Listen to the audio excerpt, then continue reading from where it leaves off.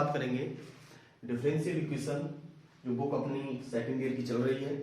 इस वाले में differential equation of first order and first degree के अगले वाले पार्ट के बारे में, तो जिसमें भी अपने पास में दिया हुआ है कि जैसे सेपरेशन हमने कल देखा था, तो सेपरेशन का ही जो पार्ट है, किसी भी चीज को सब्स्टिट्यूट करके यानी कि प्रतिस्थापन करके अपन उस कंडीशन को कैसे लेके आ सकते हैं कि सेपरेशन से वो सॉल्व हो जाए। ठीक है, तो इसके लिए दो चीजें अपन को ध्यान रखनी है कि जो इक्वेशन है वो इस तरीके से हो कि सेपरेशन के द्वारा सॉल्व हो जाए। उसके लिए ये दिया हुआ होगा कि जैसे मान चलो 2x + 3y ऐसी कोई इक्वेशन बनी हुई है। ठीक है, तो आपको लीनियर फॉर्म इस तरीके की बनी हुई मिलेगी। इस फॉर्म के बेसिस पर अपन को ये ध्यान रखना है कि पूरे फंक्शन के अंदर ऐसी ही फॉर्म बनी हुई हो या फिर इसका मल्टीपल बना हुआ हो, जैसे -2 से मल्टीपल हो। जैसे एक फॉर्म में बना हुआ हो कि माइनस का 4x माइनस का 6y, और एक फॉर्म में आपको बना हुआ हो ये 2x + 3y ऐसी फॉर्म। तो यहां से -2 कॉमन ले लिया जाए तो ये 2x + 3y की फॉर्म ही आ जाएगी, जिसको अपन ऐसी फॉर्म जो कि अपने पास में इस तरीके से दी हुई हो, तो उसको अपन t मान करके क्या करते हैं, सॉल्व कर देते हैं। ठीक है, यानी कि ऐसी फॉर्म हमको देखनी है कि जिसके बेसिस पे हम उसको t मान लें या फिर उसी के रूप में अपना फलन बना हुआ हो। ठीक है, अगर फंक्शन ऐसा है कि यहाँ पर आपको बना हुआ है 2x + 3y और दूसरे वाले में बन जाए आपका 2x - 3y, तो ये इस वाली कंडीशन से सॉल्व नहीं होगा, सेपरेशन से सॉल्व नहीं होगा। इसके लिए आपको होमोजीनियस लगाना पड़ेगा। ठीक है, तो होमोजीनियस वाली कंडीशन को अपन इसमें सॉल्व करेंगे। तो ये अपन को ध्यान रखना है कि ऐसी फॉर्म बनी हुई होनी चाहिए। दूसरी चीज कि हमको इसको t मान करके डेरिवेटिव करना है और उसके बाद में dy/dx की वैल्यू पुट कर देनी होती है। ठीक है, तो इन तरीकों से अपन इस वाली इक्वेशन को सॉल्व कर सकते हैं, यानी कि प्रतिस्थापन द्वारा सेपरेशन इस तरीके से लगाया जा सकता है। जैसे कि इससे रिलेटेड अपन कुछ एग्जांपल्स देखते हैं। जैसे पहला एग्जांपल है अपने पास में कि x + y का होल स्क्वायर = dy/dx = a²। ऐसा एग्जांपल दिया हुआ है अपने पास में, एग्जांपल नंबर 1। ठीक है, ये फॉर्म अपने पास में दी हुई है। तो अब इसके लिए अपन इसको कैसे सॉल्व करेंगे, देखेंगे कि ये जो फॉर्म है इसमें x + y जो फॉर्म बनी हुई है ये एक ही फॉर्म है और अलग फॉर्म अपने पास में और कोई दी नहीं है। तो इसके लिए क्या करेंगे कि x + y को अपन क्या मान लेंगे, t मान लेंगे। ठीक है, तो मैं यहां पर मान लेता हूं कि माना x + y = t।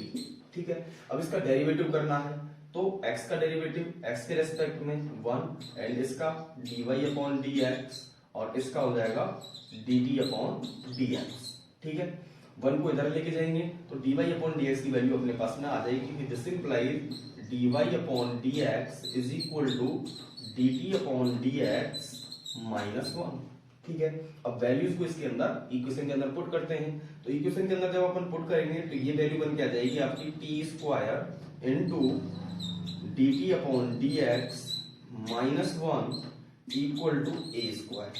ठीक है, इसके बाद में ये वाली जो वैल्यू है इसको अपन कहां ले जाएंगे, नीचे ले जाएंगे। तो इसको नीचे लेके जाएंगे तो ये आ गया अपने पास में dt/dx -1 = a²/t²। और इस वाली वैल्यू को भी हम इधर लेके जाएंगे तो ये +1। ठीक है, अब इसको सॉल्व कर लेते हैं। क्या बनेगा कि ये बना अपने पास में dt/dx अपॉन में आएगा तो ये आ गया t² कॉमन ले लेंगे तो ये बन गया अपने पास में t² a² + t²। अब ये पूरी फॉर्म t की फॉर्म में है तो इस पूरी फॉर्म को इधर ले आएंगे और dx को इधर ले जाएंगे तो ये t² a² + t² में कन्वर्ट होके आ जाएगी a² + t² dt = dx। ठीक है, अब बोथ साइड इंटीग्रेशन। ठीक है, अब इस फॉर्म को कैसे सॉल्व करते हैं भाई, ऊपर भी क्या है टी स्क्वायर है, नीचे भी टी स्क्वायर है, तो इसको हटाने के लिए ए स्क्वायर में ऐड कर देता हूं, ए स्क्वायर लेस कर देता हूं। तो यहां से क्या किया मैंने, T square plus A square minus A square upon में A square plus T square D T equal to D X. ठीक है, अब इसको अलग अलग करेंगे तो यहां से ये वाला पार्ट क्या बन गया 1 और ये बन जाएगा माइनस का ए square upon A square plus T square. ठीक है, तो ये तो बन गया 1 डी टी और ये माइनस और ये बन गया आपका A square upon A square plus T square D T equal to integration of D X.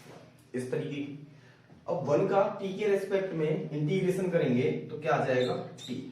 ठीक है, और ये जो फॉर्म है इसमें से ए स्क्वायर तो हमारे पास में आ गया कॉमन। अब इसकी वैल्यू क्या होती है 1 अपॉन ए टेन इनवर्स टी अपॉन ए।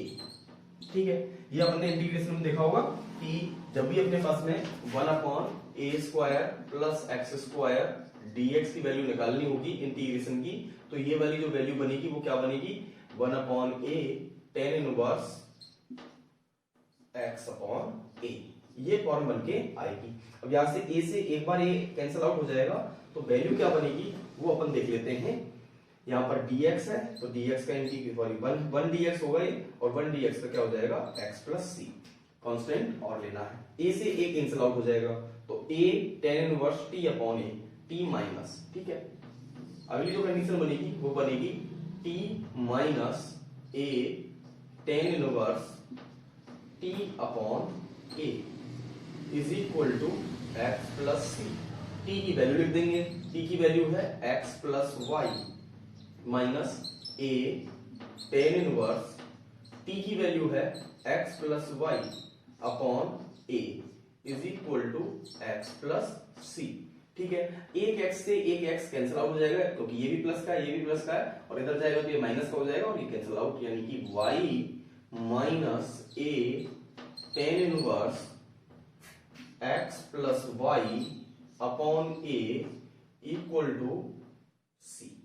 ये फॉर्म हमारे पास में बन के आ जाएगी और यही अपने पास में फाइनली इसका आंसर हो जाएगा। ठीक है, तो ऐसी फॉर्मों को इस तरीके से अपन सॉल्व करते हैं। विशेष रूप से ये ध्यान रखना है कि x प्लस वाई की फॉर्म बनेगी, x माइनस वाई की फॉर्म बनेगी। तो अगर x प्लस वाई की फॉर्म बन रही है तो पूरे फंक्शन के अंदर x प्लस वाई की फॉर्म ही बननी चाहिए या फिर उसका मल्टीपल बननी चाहिए। जैसे कि ये x प्लस वाई की फॉर्म है, अगर इधर की साइड को और भी कोई x प्लस वाई की फॉर्म बन रही होती, जैसे बन रहा होता कि 2x प्लस 2y, तो 2 कॉमन ले लेते, वो अलग बात है, तो x प्लस वाई ही अपने पास में बनेगा। तो ये चीजें अपन को देखनी है। अगर x माइनस वाई बन रही होती इधर की साइड को फॉर्म, तो ये इससे नहीं होता। इधर अपने पास में x माइनस वाई की फॉर्म बन रही होती तो ये क्वेश्चन इससे सॉल्व नहीं होता। उसके लिए अपन को होमोजेनियस अप्लाई करना पड़ता। ठीक है, उसमें होमोजेनियस वाली चीज में अपन सीखेंगे, तो एक बार आप इसको नोट कर लीजिए। अब अपन एग्जाम्पल नंबर 2 देखते हैं, जो कि अपने पास में दिया हुआ है dy upon dx is equal to 4x plus Y plus 1 इसका होल स्क्वायर दिया हुआ है। ठीक है, एग्जाम्पल नंबर 2 में अब ये जो फॉर्म बनी हुई है इसमें अपन चेक करेंगे कि केवल और केवल यही फॉर्म है और उसके अलावा और कोई फॉर्म नहीं। तो इसी फॉर्म को अपन क्या मान लेंगे t मान लेंगे। इसी फॉर्म को अपन क्या मान लेंगे t मान लेंगे और इसके बाद में क्वेश्चन को सॉल्व कर देंगे। तो जैसे ही मैं इसको t मानूंगा तो क्या आ जाएगा 4x plus Y plus 1 equal to T. ठीक है, ये t आ गया। अब इसको जब अपन सॉल्व करेंगे तो ये आ जाएगा अपने पास में 4x का 4 और y का dy अपॉन dx प्लस 1 का कांस्टेंट है 0 हो जाएगा और इसका हो जाएगा dt अपॉन dx। ठीक है, तो यहां से अब अपन dy अपॉन dx की जो वैल्यू निकालेंगे वो निकल के आ जाएगी अपने पास में dt अपॉन dx माइनस 4। अब इस वैल्यू को इसके अंदर पुट कर देते हैं तो ये आ गया dt upon dx minus 4 equal to T square. ठीक है, अब इस वाली फॉर्म को इधर लेके जाएंगे तो dt upon dx is equal to T square plus 4। ठीक है, ये फॉर्म बनी। अब इस फॉर्म को अपॉन में लेके आएंगे क्योंकि टी वाली फॉर्म है पूरी की पूरी, ये पूरा फंक्शन टी का ही है, टी के अलावा और कोई फंक्शन तो अपने टी के अलावा और कोई वैल्यू तो अपन को दी नहीं है वेरिएबल की फॉर्म में, ठीक है। तो ये क्या आ जाएगा, अपॉन में आ जाएगा, तो 1/t² plus 4dt is equal to dx। Both side क्या कर देंगे, इंटीग्रेशन कर देंगे यहां से। तो ये जो फॉर्म बनी हुई है अभी जो हमने देखा था a² प्लस x² वाली फॉर्म है, तो ये 2 का स्क्वायर है, तो अपन क्या लिखेंगे 1/2 dot tan inverse t/2 is equal to x plus c, ठीक है। अब t की वैल्यू लिखनी है, तो t की वैल्यू लिखेंगे तो ये आ जाएगा, 2 को अपन उधर लेके जा सकते हैं, 2x प्लस c हो जाएगा जो कि, तो यहां पर t की वैल्यू लिखेंगे तो ये आ गया 1/2 tan इनवर्स, t की वैल्यू है 4x plus y plus 1/2 is equal to x plus c। या इसको अपन ऐसे भी लिख सकते हैं, 2 को उधर ले जा करके, तो tan इनवर्स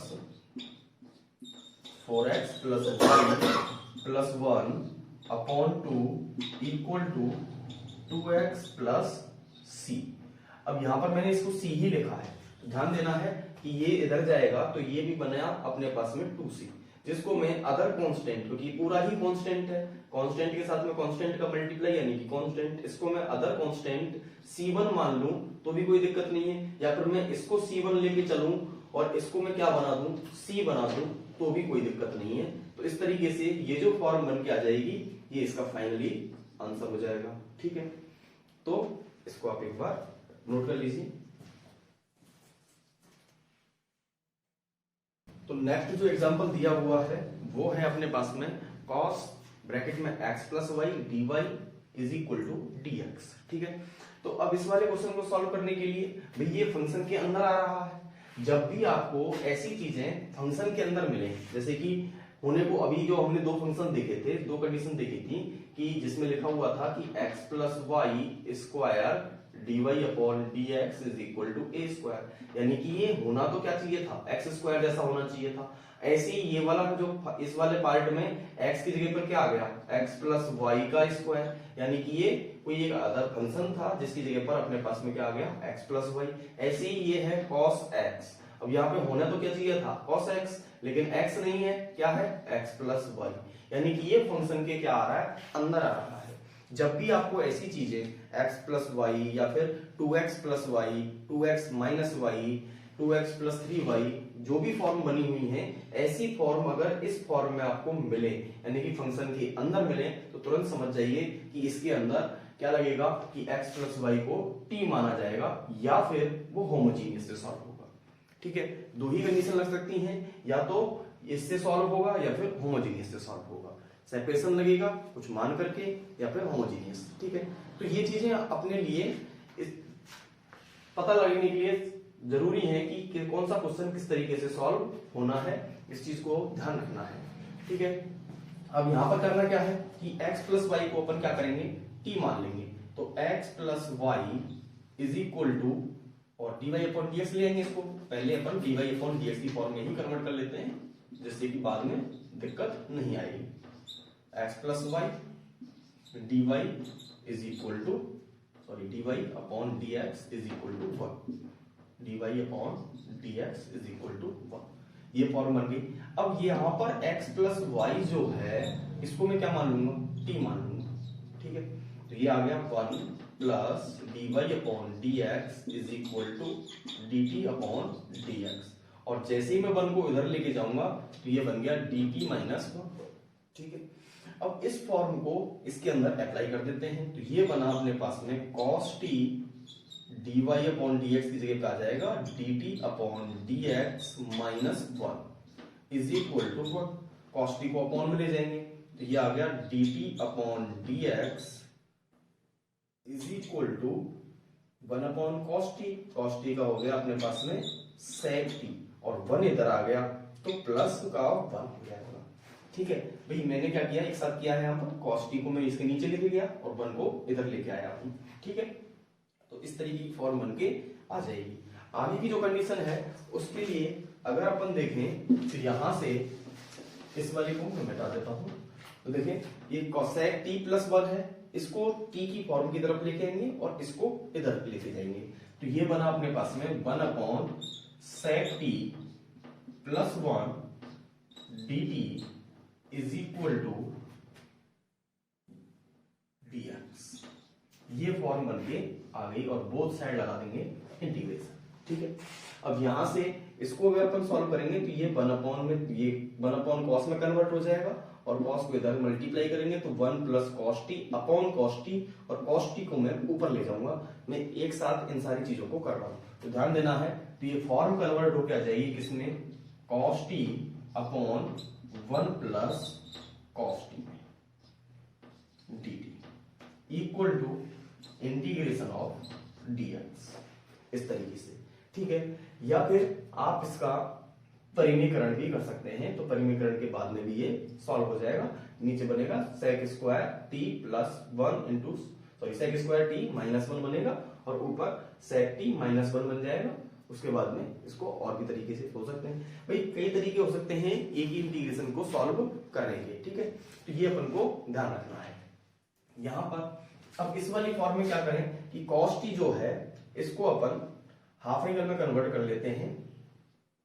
तो हाफ एंगल में कौन कन्वर्ट करेंगे और नीचे वाला जो पार्ट है इसको भी हाफ एंगल में कन्वर्ट करेंगे। तो ध्यान देना है कि 1 प्लस cos 2 थीटा, ठीक है,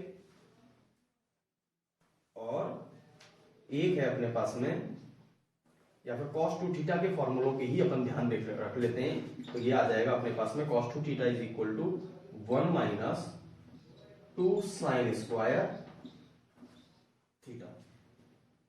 ठीक है, और इसके बाद में अगर अपन देखेंगे cos 2 थीटा का दूसरा जो फॉर्मूला है तो वो आ जाएगा 2 cos स्क्वायर थीटा माइनस 1। ये दो फॉर्मूले हैं अपने पास में। ठीक है, तो यहां से अपन को इन वाली कंडीशंस की वैल्यू लिख लेनी है। तो ये वाला फॉर्मूला अपन अप्लाई करेंगे 1 को इधर ला करके, तो ये बन जाएगा 2 cos स्क्वायर थीटा की फॉर्म में। ठीक है, तो यहां से cos t की वैल्यू लिखेंगे हाफ एंगल में कन्वर्ट करते हुए, और ऐसे ही इसकी वैल्यू लिखेंगे। तो ये बन के आ जाएगा अपने पास में 2 cos स्क्वायर t बाई 2। ठीक है, यहां से 1 को इधर लेके आए तो ये इस फॉर्म में क्या हो गया, कन्वर्ट हो गया। ये ध्यान रखना है, 2 cos स्क्वायर थीटा की फॉर्म में। तो यहां से इसको इधर लेके आएंगे प्लस का हो जाएगा, और ये वाली फॉर्म जो बनी हुई है इसकी बेसिस पे ये आ गया। ठीक है, अब यहां पर cos t की वैल्यू है। अब cos t की वैल्यू जो है उसको भी मैं इसी फॉर्म में लिख लूंगा, या फिर अपन इसको 1 प्लस करके भी सॉल्व कर सकते थे, कैसे भी कर लो, बात एक ही है। ठीक है, प्लस 1 करेंगे माइनस 1 करेंगे तब भी हो जाएगा, और यहां से इसका रेशनलाइजेशन भी करेंगे तब भी ये सॉल्व हो जाएगा। ठीक है, कई सारे तरीके हैं इनको सॉल्व करने के। ठीक, तो इसके बाद में cos t की जो वैल्यू है यहां पर वही वाला फॉर्मूला cos 2 थीटा की फॉर्म में। तो यहां पर 2 थीटा है तो ये वाला थीटा बन गया था। इसी बेसिस पर यहां पर क्या आ जाएगा, 2 cos square t by 2 minus 1। इस फॉर्म में ये कन्वर्ट होके आ जाएगा is equal to integration of dx। अब इसको अलग अलग कर दीजिए, अलग अलग करेंगे तो ये वाला पार्ट से ये वाला पार्ट कैंसिल आउट हो जाएगा, तो क्या बचेगा 1, और ये इधर की साइड को 1 upon 2 cos square t by 2 dt। ठीक है, is equal to integration of dx। इस तरीके से भाई इस वाली फॉर्म को 2-3 तरीके से सॉल्व किया जा सकता है। यहीं पर आप भाई यहां पर परिमीकरण कर दो, यहां पर परिमीकरण कर दो, या फिर इसको इस फॉर्म में कन्वर्ट कर लो। ठीक है, दोनों तीनों तरीकों से ये सॉल्व हो जाएगा। और या फिर आप इसमें +1 -1 करके प्लस 1 ऐड कर देंगे तो इसको ये खत्म हो जाएगा, 1 प्लस cos t बनेगा, फिर उसका परिमीकरण करके सॉल्व हो जाएगा। और वैसे नहीं करना चाहते हो तो 1 प्लस cos t है, इसको हाफ एंगल में कन्वर्ट करके फिर सॉल्व कर सकते हैं। ठीक है, तो आगे अगर अपन सॉल्व करेंगे तो ये आ जाएगा dt और -1/2 बाहर, और ये ऊपर जाएगा तो ये sec square t by 2 dt बन गया is equal to integration of dx। ठीक है, अब यहां से dt की जो वैल्यू है वो क्या आ जाएगी, t। ठीक है, इंटीग्रेशन हो गया, 1/2 अपने पास में चल ही रहा है तो माइनस का 1/2 सेक स्क्वायर एक्स का dx के सापेक्ष क्या होता है 10x, ठीक है। तो यहां पर क्या आ जाएगा 10t/2 और ये लीनियर फॉर्म है, लीनियर फॉर्म हमेशा डेरिवेटिव होके आती है, तो लीनियर फॉर्म का डेरिवेटिव क्या आ जाएगा 1/2 इज इक्वल टू dx है, dx की वैल्यू x और प्लस का कांस्टेंट c, 1/2 से 1/2 कैंसिल आउट हो गया और t की मैंने वैल्यू लिख दी, क्या है x plus y, x plus y को ही t माना था, minus 10x plus Y upon 2 is equal to x plus c, x से x कैंसिल आउट हो जाएगा, ये आंसर आ जाएगा y minus 10x plus Y upon 2 is equal to c constant, और यही अपने पास में इसका फाइनली आंसर हो जाएगा, ठीक है। एक बार नोट करें इसको। तो अपने पास में नेक्स्ट एग्जांपल है एग्जांपल नंबर 4, ये अपना लास्ट एग्जांपल है। देखें कि dy upon dx is equal to sine x plus y cos x plus y, ठीक है। अब इस वाले एग्जांपल में अपने पास में देखो x प्लस वाई दोनों में दिया हुआ है, यानी कि यहां पर जैसे साइन x है तो x फंक्शन x का फंक्शन होता है, अब ये किसका फंक्शन बना हुआ है x प्लस वाई का, यानी कि कभी भी जब भी आपके पास में किसी लीनियर फॉर्म का फंक्शन बना हो, यानी कि अगर ax प्लस by है तो इसी का फंक्शन बनना चाहिए, जिसमें a आपका और b आपका कांस्टेंट है, तो ये लीनियर फॉर्म होगी, तो लीनियर फॉर्म का ही क्या बनना चाहिए फंक्शन बनना चाहिए, तब इक्वेशन इसी से सॉल्व होती है, ये ध्यान रखना है। बार बार मैं इस चीज को बता रहा हूं कि ऐसी वाली जो फॉर्म है वो किस तरीके से सॉल्व होती है, इस चीज को ध्यान रखें, ठीक है।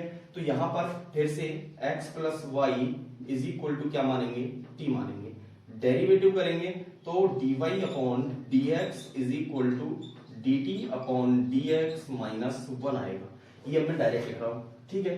तो यहां से ये फॉर्म बन के आ गई, अब वैल्यूज इसके अंदर पुट करेंगे तो ये आ जाएगा dy अपॉन dx की जगह पे आ जाएगा dt अपॉन dx माइनस 1 है, माइनस 1 को मैं डायरेक्टली इधर लिखूंगा तो क्या आ जाएगा sine t plus cos t plus 1, और ये जो फॉर्म है ये इसके अपॉन में आ जाएगी, तो ये आ गया 1/1 plus cos t plus sine t dt is equal to dx और बोथ साइड इंटीग्रेशन, ठीक है। ये फॉर्म बनके आ जाएगी। अब ध्यान रखना है कि ये जो फॉर्म है ये समझ लो कि ये किस तरीके से सॉल्व होगी कि cos t को अपन कन्वर्ट करें हाफ एंगल में, sin t को अपन कन्वर्ट करें हाफ एंगल में, लेकिन साथ में ये जो फॉर्म है इसको हाफ एंगल में कन्वर्ट करेंगे, लेकिन sin और cos की फॉर्म में नहीं करेंगे, किसकी फॉर्म में करेंगे tan की फॉर्म में करेंगे, जिससे कि अपने पास में इक्वेशन जो है वो आसानी से सॉल्व हो जाए, ठीक है। तो cos 2 थीटा का जो फॉर्मूला है मैं दोनों फॉर्मूले लिख देता हूं, cos 2 थीटा का फॉर्मूला होगा 1 minus tan square theta upon 1 plus tan square theta, और sin 2 थीटा का फॉर्मूला होगा 2 tan theta upon 1 plus tan square theta, ठीक है। इस तरीके की फॉर्म दोनों की बनती है।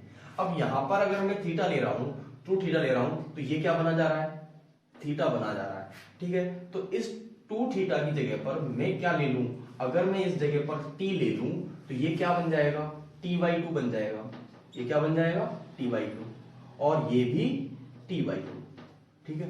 ये बात समझ में आ रही है वाली कि ये किस तरीके से बनेगा, भाई यहाँ पर 2 थीटा था तो ये इसकी जगह पर क्या बन रहा था थीटा बन रहा था, यानी कि आधा हो रहा था हाफ हो रहा था, इसलिए इस फॉर्मूले को क्या कहा जाता है हाफ एंगल के फॉर्मूले कहा जाता है, ठीक है। ऐसे ही यहां पर मैं t लूंगा तो क्या बनेगा t/2 और यहां पर क्या बनेगा फिर से t/2, तो इस तरीके की दोनों फॉर्म बनके आ जाएंगी। अब इन दोनों की वैल्यूज में इसके अंदर लिख देता हूं, ठीक है। तो देखें 1/1 प्लस इसकी value 1 minus tan square t/2 upon 1 plus tan square ty2 plus 2 tan theta upon 1 plus tan square ty2, theta नहीं ty2, ठीक है, dt is equal to integration of dx। अब ये जो फॉर्म है इसको कैसे लिखेंगे, यहां से दोनों पार्टों में 1 plus tan square ty2 1 plus tan square ty2 आ रहा है, कॉमन ले लेंगे तो ये जो फॉर्म बनेगी ये क्या बनी वो देखें। नीचे बना अपने पास में पूरे के अंदर 1 प्लस टेन स्क्वायर ty2, ठीक है, ठीक है, ये फॉर्म बनी। अब यहां से जब ये एलसीएम लिया हमने तो ये वाला पार्ट क्या बन जाएगा, 1 plus tan square ty2 1 plus tan square ty2 plus 1 minus ten square ty2 minus ten square ty2, ठीक है। अगली जो फॉर्म है वो क्या बनेगी, साथ में कौन है 2 ten square ty2 plus 2 ten square ty2, ठीक है। ये फॉर्म बन के आ गई और इनको मैं हटा देता हूं, तो यहां से इसको मैं 1 और यहां पर चल रहा है आपका dt इक्वलिटी में dx, ठीक है। अब 1 प्लस टेन स्क्वायर ty2 कहां चला जाएगा, ऊपर चला जाएगा तो ये आ गया अपने पास में 1 प्लस टेन स्क्वायर ty2, ठीक है। अब टेन स्क्वायर ty2 से टेन स्क्वायर ty2 अपना कैंसिल आउट हो जाएगा और ये बनेगा 2 टेन स्क्वायर ty2, ये बचेगा और एक ये 1 बचेगा और एक ये 1 बचेगा, यानी कि 2 minus sorry plus 2 tan ty2 लिख दिया मैंने, ये 2 टेन ty2, 10 ty2 ही तो था ये, तो ये 2 tan ty2 dt equal to dx, ठीक है। अब ये अपन माने इसको, तो इसको मैंने लिख लिया, यहां से लिया मैंने 2 कॉमन और ये बना 1 प्लस टेन ty2, ठीक है, और ऊपर बन गया अपने पास में sec स्क्वायर ty2, ठीक है, और ये dt is equal to integration of dx। अब यहां से वापस से टेन ty2 को मानना पड़ेगा, अब इसका इंटीग्रेशन करना है तो इसके लिए टेन ty2 को मैंने मान लिया u, ठीक है। अब इंटीग्रेशन सॉरी इसका डेरिवेटिव करेंगे तो टेन ty2 का क्या होता है sec square ty2 into 1/2 into dt equal to du, इस फॉर्म में ये इसका डेरिवेटिव हो गया। अब इस वाली देखो इस फॉर्म को कैसे लिखेंगे, देखो यहां से 2 मिल रहा है 1/2 मिल रहा है तो 1/2 आ गया, sec स्क्वायर ty2 मिल रहा है sec स्क्वायर ty2 आ गया, dt मिल रहा है, तो यानी कि इन तीनों फॉर्मों की जगह पर क्या बन जाएगा अपने पास में du और tan ty2 की जगह पे क्या बन जाएगा u। बात समझ में आ रही है कि यहां से ये जो फॉर्म बनी हुई है इसका जो तरीका है उसके अकॉर्डिंग क्या बनेगा कि भाई sec स्क्वायर ty2 जो था इनटू में 1/2 है तो 1/2 अपने पास में है, dt है dt भी है, इन तीनों की जगह पर क्या लिखना है du और इसकी जगह पर क्या लिखना है u, ठीक है। तो ये फॉर्म किस में कन्वर्ट होगी, ये फॉर्म कन्वर्ट हो जाएगी अपने पास में integration of du upon 1 plus u equal to integration of dx, और कुछ नहीं बचेगा, जिधर dx चल रहा है उसको चलने दो, कोई दिक्कत ही नहीं। अब यहां से 1/u 1/1 प्लस u की जो फॉर्म है उसका आंसर क्या होता है log 1 plus is equal to x plus c, ठीक है। अब u की जो वैल्यू है वो क्या है 10 ty2, तो ये फॉर्म आ गई अपने पास में log 1 plus 10 ty2 equal to x plus c, ठीक है। अब यहां से ये जो फॉर्म है इसको अपन कैसे लिख सकते हैं 10 ty2 है, या फिर इसको log को अपन इधर लेके जाएं तो ये बन जाएगा 1 plus 10 ty2 is equal to e की पावर x प्लस c, ठीक है। इसको आगे अपन कन्वर्ट कर लेंगे। अब t की वैल्यू लिख देते हैं, t की वैल्यू क्या थी अपने पास में x प्लस y, ठीक है। तो 1 plus 10 x plus y upon 2 equal to e की पावर x डॉट e की पावर c, और e की पावर c को हम वापस से क्या लिख सकते हैं, अदर कांस्टेंट कैपिटल C की फॉर्म में लिख सकते हैं। तो ये अपने पास में आंसर क्या बनेगा, 1 plus 10x plus Y upon 2 e की पावर x डॉट c, और ये अपने पास में इसका फाइनली आंसर हो जाएगा। ठीक है, दैट्स इट। एक बार आप इसको नोट करें। तो इसके बाद में जो नेक्स्ट वीडियो होगी उसमें अपन होमोजीनियस के बारे में बात करेंगे। ठीक है, तो आई थिंक कि आपको समझ में आ गया होगा। अगर आपको थोड़ा बहुत समझ में नहीं आया हो, कम समझ में आया हो, तो इस एक बार वीडियो को वापस रिपीट करके देखें, आपको अच्छे समझ में आ जाएगा। तो फिर मिलते हैं नेक्स्ट वीडियो में, तब तक के लिए bye bye, take care, thank you.